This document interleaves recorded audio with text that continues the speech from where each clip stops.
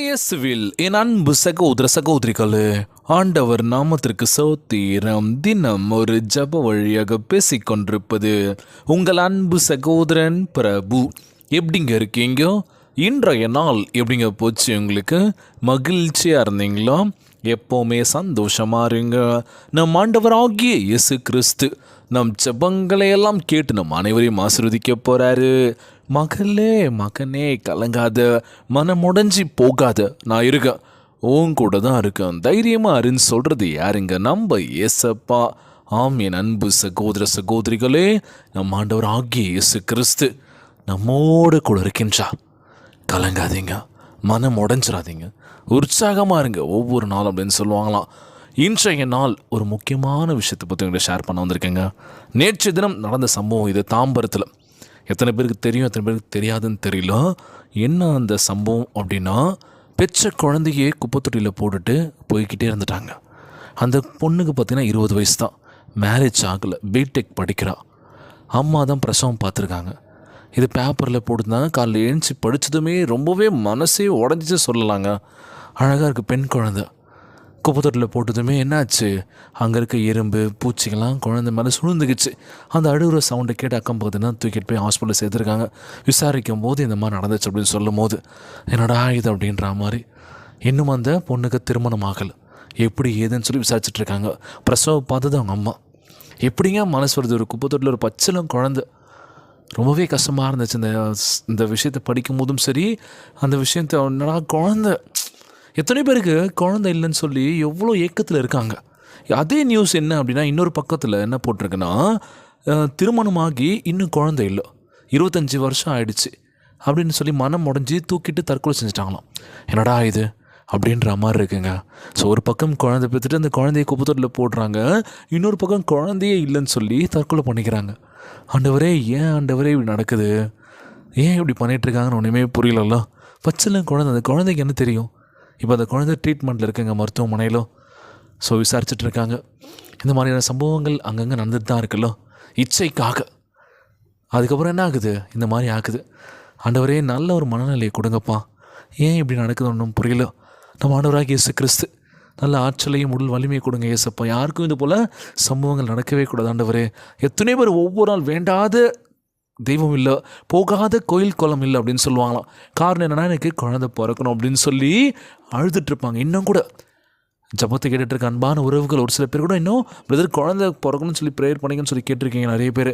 ஆனால் இந்த மாதிரி இவங்க பண்ணும்போது ரொம்பவே கஷ்டமாக இருக்குது. வேல்யூ என்னன்னே தெரியாமல் போதில் அந்த பிஞ்சு குழந்தை ஐயோ அப்படின்ற மாதிரி இருந்துச்சுங்க. ஆண்டவரே, இதுக்கு நீங்கள் தான் ஆண்டவர் நல்ல ஒரு விஷயத்தை கொடுக்கணும். மக்கள் மத்தியில் அதை புரிஞ்சுக்க என்ன பண்ண போகிறாங்கன்னு தெரியல. ஸோ அந்த குழந்தைக்காக ப்ரேயர் பண்ணிக்கோங்க. அந்த குழந்தை எந்த பிரச்சனை இல்லாமல் ஆரோக்கியமாக வளர்ந்து வரணும். ஒவ்வொரு நொடியும் சரி, அந்த குழந்தைக்கு நல்ல ஆற்றல் உடல் வலிமை தரவேன்னு ஜெபிக்கலாம். உலகில் வாழ்கின்ற ஒவ்வொரு மக்களுக்காக நம்ம ஜெபிக்கலாங்க. இன்றைய நாளில் நம்ம ஆண்டவராகிய இயேசு கிறிஸ்து நமக்கு ஒரு பொக்கிஷத்தை கொடுத்துருக்கின்றார். அந்த பொக்கிஷம் என்ன அப்படின்னா, நமக்குள்ளே இருக்கின்ற குணம். ஆஹா, இந்த பையனா இந்த பொண்ணு நல்ல குணம் இருக்குடா, நல்லா வளர்த்துருக்காங்கடா அப்பா அம்மா அப்படின்னு சொல்கிற மாதிரி நம்ம நடந்துக்கிட்டோம் அப்படின்னாலும் எவ்வளோ பெரிய விஷயம் இல்லை அது. அது தவிர்த்து என்ன ஒரு பொக்கிஷன் நம்மக்கிட்ட இருக்குன்னா, நீ என்ன நினைக்கிறியோ அதுதான் உனக்கு திருப்பி கிடைக்க போகுது. நீ நல்லது நினச்சா உனக்கு நல்லது நடக்கும், நீ கெடுது நினச்சா கெடுதும் கண்டிப்பாக நடக்கதும். ஆமாம், நடந்தால் தீரும் அப்படின்னு சொல்லுவாங்களாம். நீ ஒருத்தவங்க மேலே எவ்வளோ அன்பு வைக்கிறியோ, எவ்வளோ நீ நேசிக்கிறியோ, அதை விட நம்ம ஆண்டவராகிய இயேசு கிறிஸ்து நம்மளை நிறைய நேசிக்க காத்து கொண்டு இருக்கின்றார்.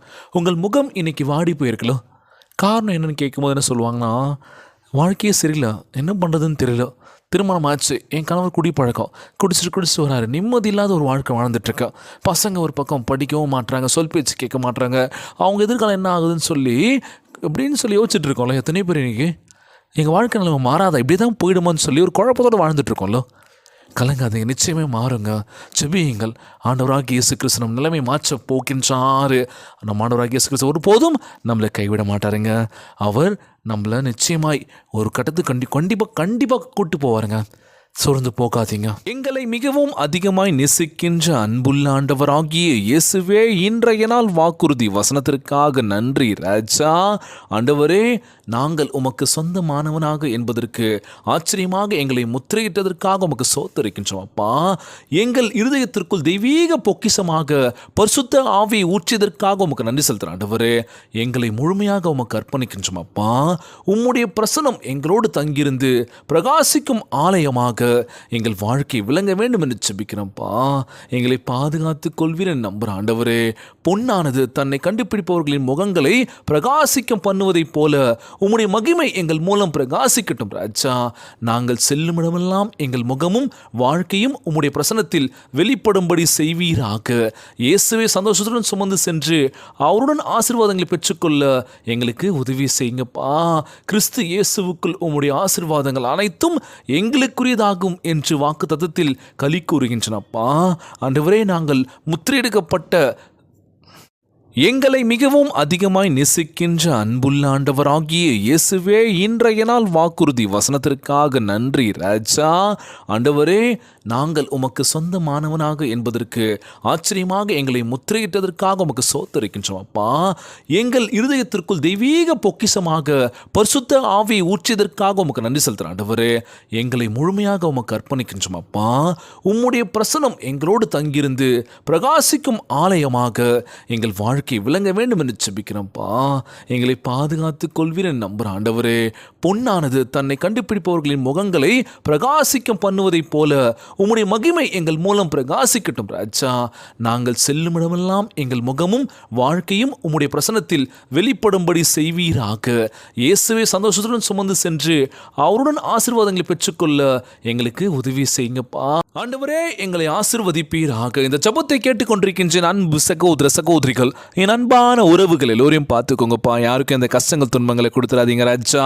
நோய் நொடியினால் அவதிப்பட்டு கொண்டிருக்கின்ற ஒவ்வொரு சகோதர சகோதரிகளை உமது கரங்களால் தொட்டு அகற்றி போடுவீராக. உம்மால் கூடாத காரியம் ஒன்றுமில்லை ஆண்டவரே. எல்லோரையும் பார்த்துக்கோங்கப்பா. உம்முடைய பிள்ளைகள் கண்ணீரும் கவலைமா ஜெபிக்கின்ற வேலையில் கண்ணீரை தொடங்க ராஜா. கவலையெல்லாம் அகற்றி போடுங்கப்பா. ஒவ்வொருவரையும் நோக்கி பாருங்கப்பா. உலகத்தில் நடக்கின்ற ஒவ்வொரு அநியாயம் அக்கிரமங்கள் கொஞ்சம் நெஞ்சில் ஆண்டவரே நீர்தாம பாதுகாத்து கொள்ள வேண்டும் ஜெபிக்கிற ஆண்டவரே. ஒவ்வொரு குழந்தை செல்வங்களை ஆசீர்வதிங்க. உடல் தெம்பும் வலிமை தர வேண்டும் என்று கேட்குறேன்ப்பா. குடும்ப உறவுகளுக்குள்ள ஒற்றுமை கொடுங்க, சமானத்தை கொடுங்கன்னு கேட்குற ஆண்டவரே. எல்லோரும் ஆக்கணும்ப்பா. இன்றைய நாள் ஜெபம் இயேசுவின் விலையேற பெற்ற நாமத்தினாலே ஜெபிக்கின்றேன் நல்ல பிதாவே, ஆமேன் ஆமேன். இயேசுவுக்கு புகழ், இயேசுவுக்கு நன்றி. மரியே வாழ்க. God bless you all.